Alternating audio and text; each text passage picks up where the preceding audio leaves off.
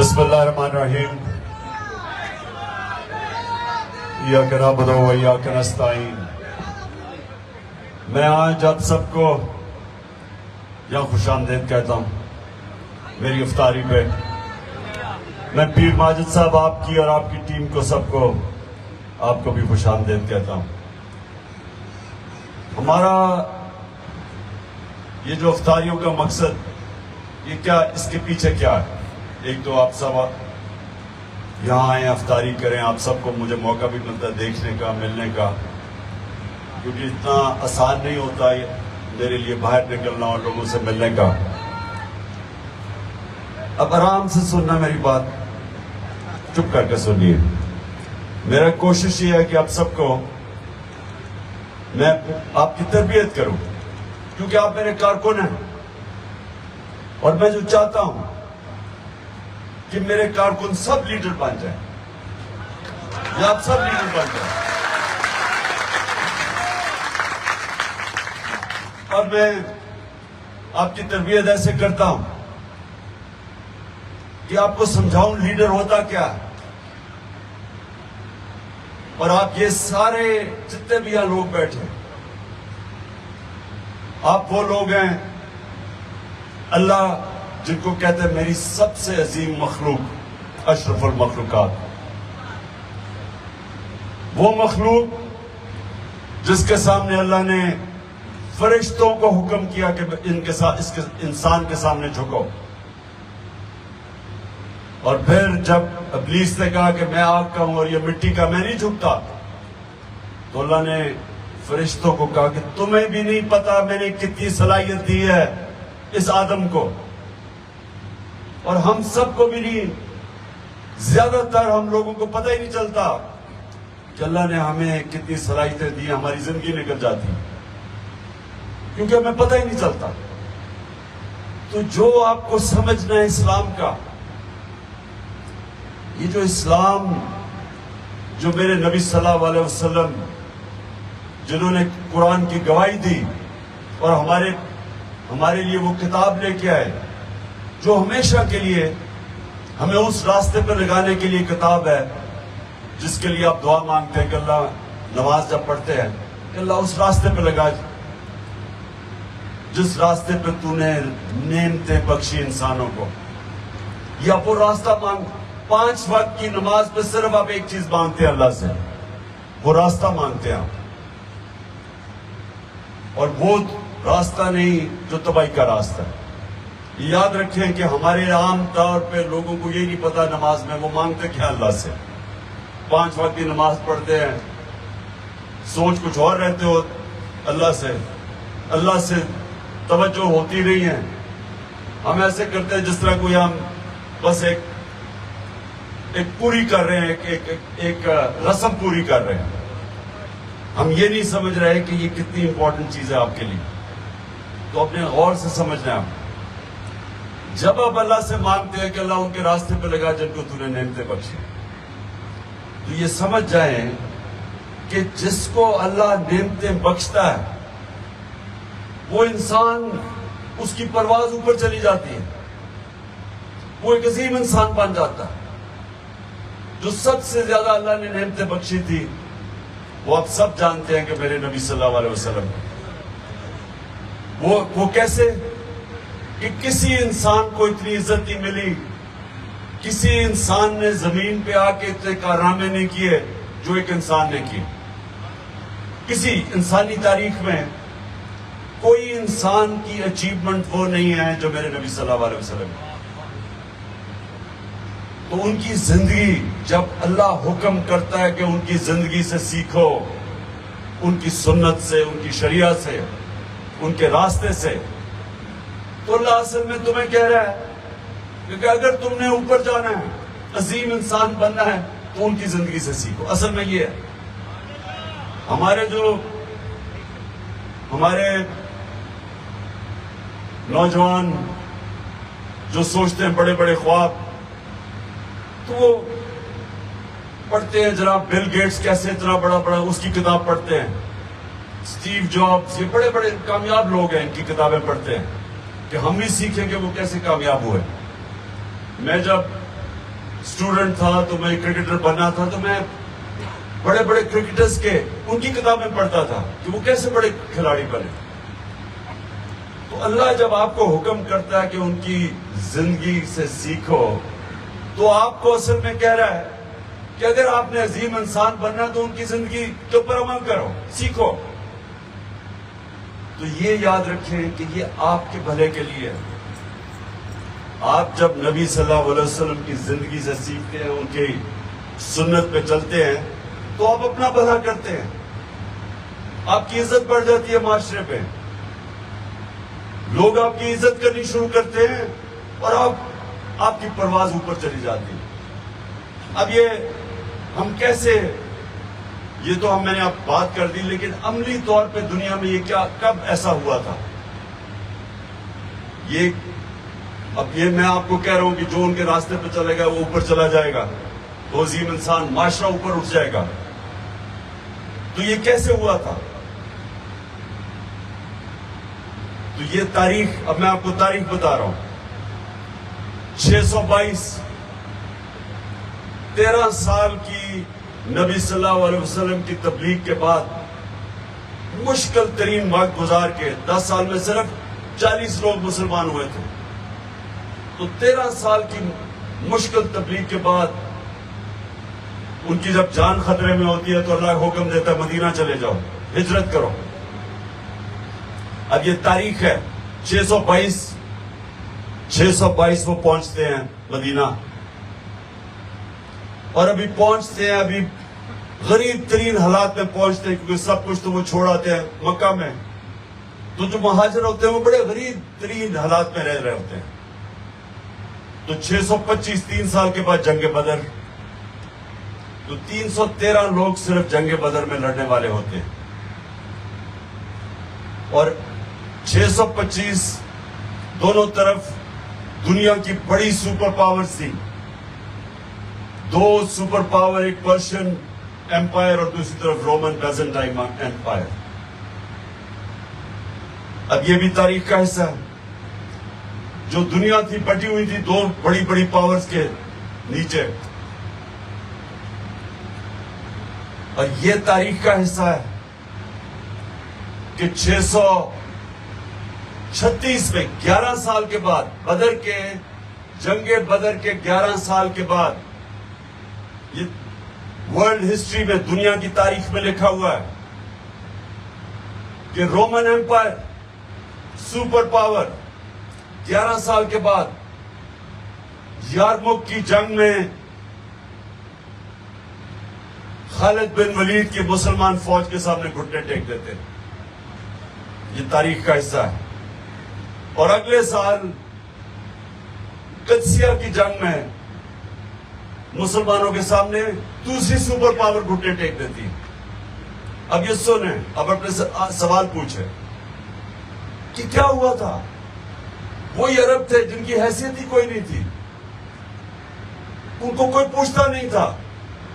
2 super power के बीच में रेगिस्तान में जिसमें पासबाना इलाका था, उधर वो थे, तो वो इसलिए नहीं पूछते थे कि वहां तो कुछ था ही नहीं। अमीर तरीन इलाके तो उधर था, पर्शियन एम्पायर और दूसरी तरफ रोमन एम्पायर के नीचे। अब ये तारीख का हिस्सा है कि वो कैसे वही लोग चेंज हुए, उन्हीं लोगों ने दुनिया की इमामत की। तारीख का हिस्सा है। एक किताब है, बड़ी मानी हुई किताब है गिबन्स की, वर्ल्ड हिस्ट्री। उसमें वो लिखता है कि ये क्या हुआ, एकदम कहीं से ये लोग आए और उन्होंने दोनों पावर्स उनके सामने घुटने टेक गई। तारीख का हिस्सा है, लेकिन उनको समझ नहीं आती ये हुआ क्या। और अफसोस ये है कि हमें भी ये समझ नहीं आती।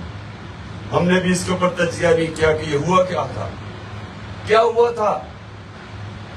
पूछे ना अपने आप से कि कैसे वही लोग, जो अब मैं फिर से आपको उधर आता हूं कि अल्लाह ने आपको अशरफुल मखलूकात बनाया, सबसे अजीम मखलूक। जब फरिश्तों को कहा तुम्हें भी नहीं पता कि मैंने कितनी सलाहियत दी है इंसान में। और फिर और इसी को मौलाना रूमी, जो मुझे बड़ी उसकी चीज पसंद है, वो कहता है अल्लाह ने जब तुम्हें पर दिए हैं, क्यों जमीन पे चूंटियों की तरह रेंग रहे हो? कि जो पर इंसान को मिलते कैसे? अब वो जो आप नमाज में दो रास्ते मांगते हैं, अल्लाह उनके रास्ते पे लगा जिनको नेमतें बख्शी, वो नहीं जो तबाही के रास्ते पे चले गए। तो ये जो दो रास्ते हैं, एक है आपकी अजमत का रास्ता, दूसरी आपकी तबाही का रास्ता।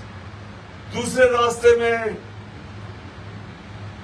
बावजूद कि अल्लाह ने हमें पर दिए, वो इंसान चूंटियों की तरह रेंगता है।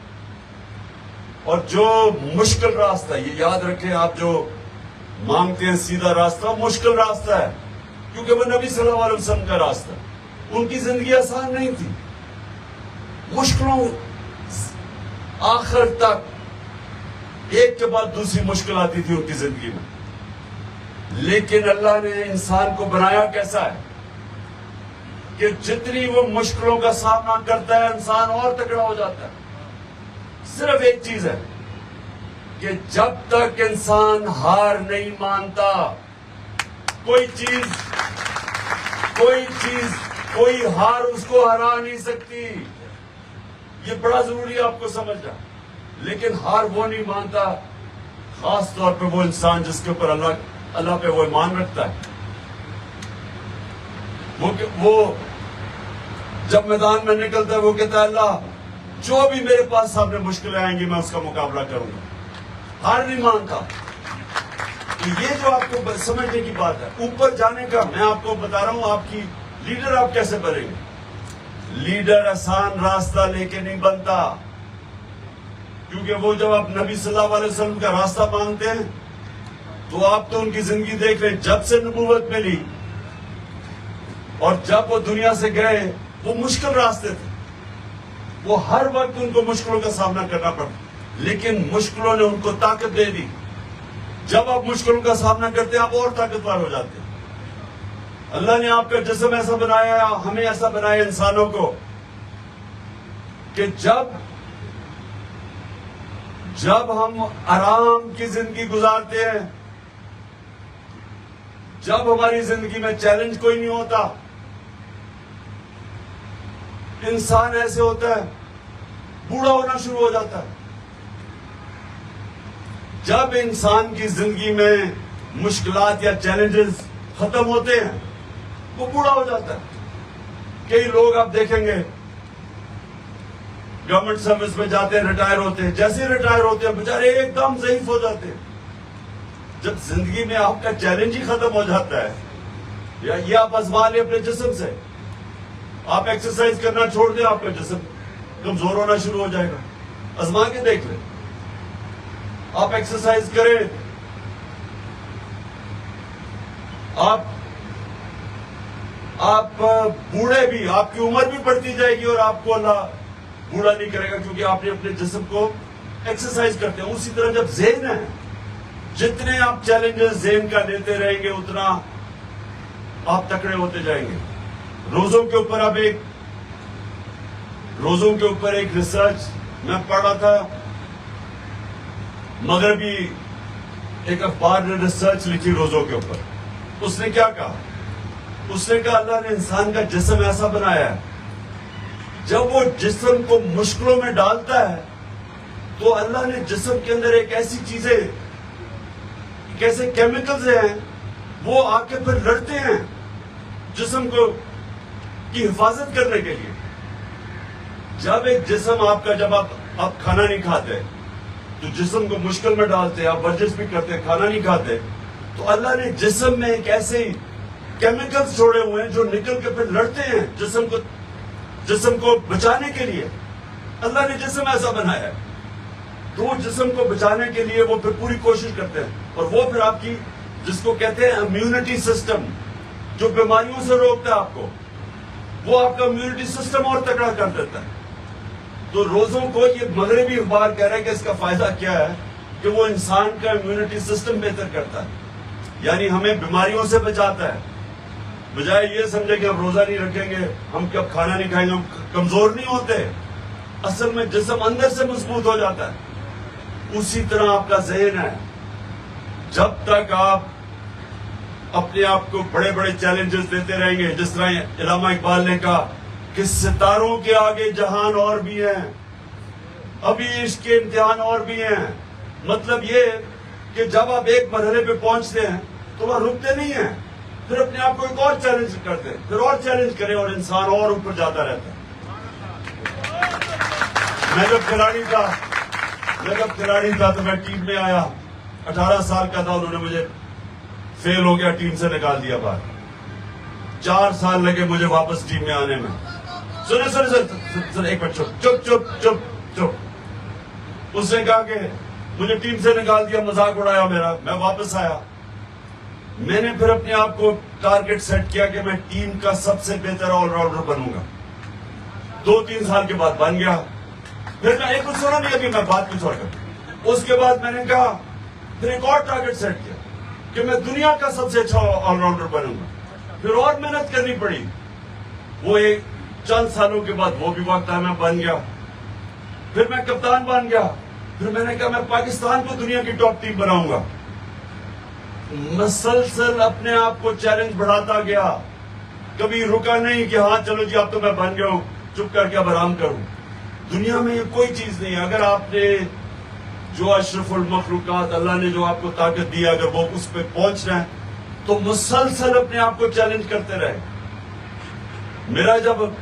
मुझे जब अमन का वक्त आ जाता है तो मैं अपने आप से पूछता हूं कि मैं क्या गलत कर रहा हूं, मेरी जिंदगी क्यों आसान हो गई है। मैं अपने से सवाल पूछता हूं, इसका मतलब मैं कोई गलत कर रहा हूं कि मेरी जिंदगी आसान हो गई।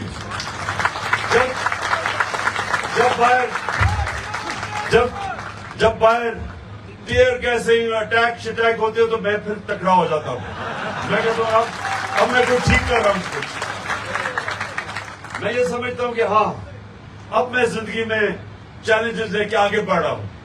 तो आपने भी जिंदगी से देखें, कभी मुश्किल वक्त से घबराया नहीं करता मुसलमान।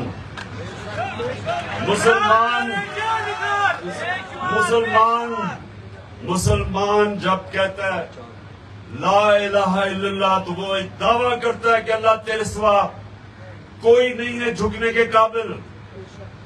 बड़ा दावा है, लेकिन होता क्या है कि वो दावा करके और फिर कभी पैसे के बुत के सामने झुक जाता है, कभी खौफ के बुत के सामने, कभी अपनी मैं के, अपनी अना के सामने झुक जाता है।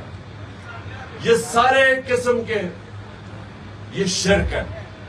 जब आप दावा करते हैं फिर आप बहुत बड़ा एक मिशन के सामने आ जाते हैं, जो कि वो मदीना में नबी सल्लल्लाहु अलैहि वसल्लम ने उन लोगों को दुनिया की इमामत करवाई, जिनकी हैसियत थी कि उन्होंने दुनिया की इमामत की, और ये तारीख का हिस्सा है। कहने का जब आप अल्लाह हमें हुक्म करता है कि नबी के रास्ते पे चलो, तो हम सब वो कर सकते हैं, लेकिन हमें उस रास्ते पे चलना है जिसकी 5 वक्त की आप नमाज पढ़ते हैं कि अल्लाह उस रास्ते पे लगा। हम कहते हैं उस रास्ते पर, दूसरे रास्ते पे चल पड़ते हैं।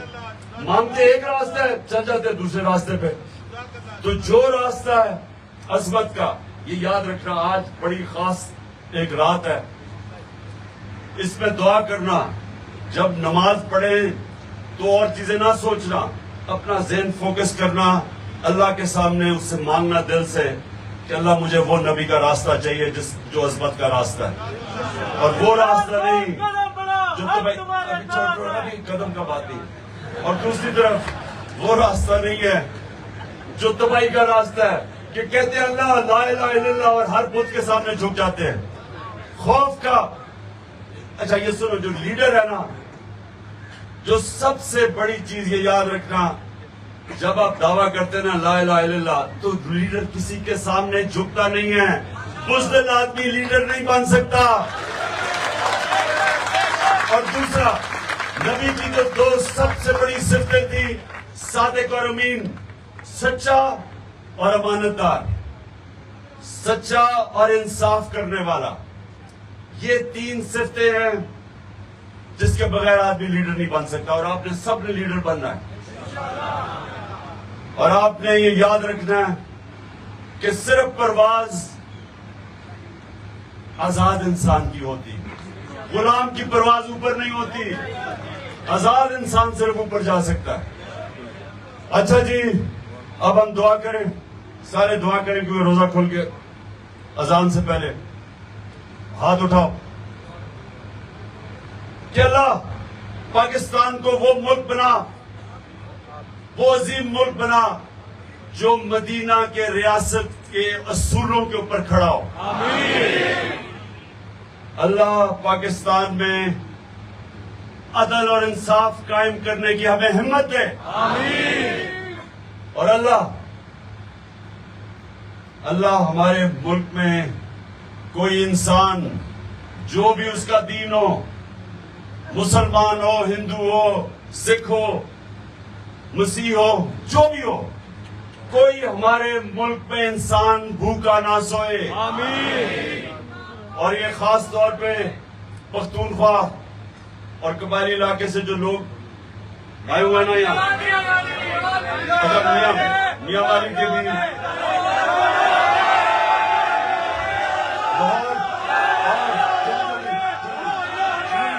जंग और मियाँ वाली सारा यहाँ आगे, गुजरात और लोधरा, आईडीएफ भी है। हाँ, आईडीएफ को मैं आज खास तौर पे आज खिराज तहसीन पेश करता हूँ आईडीएफ को, हमारे डॉक्टर्स को, जो आपने मुश्किल वक्त में लोगों की मदद की। सारों की और खैबर पीछे है, हमारा खैबर। अच्छा, सोशल मीडिया टीम आपको भी खिराज तहसीन, ये पकड़ पकड़ के उठा रहे हैं सोशल मीडिया की टीम। फिक्र ना करो, फिक्र ना करो, थोड़ी देर के बाद ठीक हो जाएगा। अहमदाबाद। अच्छा जी, आखिर में क्या अल्लाह हमारे पाकिस्तान को वो मुल्क बना जो दूसरे मुल्कों से पाकिस्तान में लोग नौकरियां ढूंढने आए। आमीन।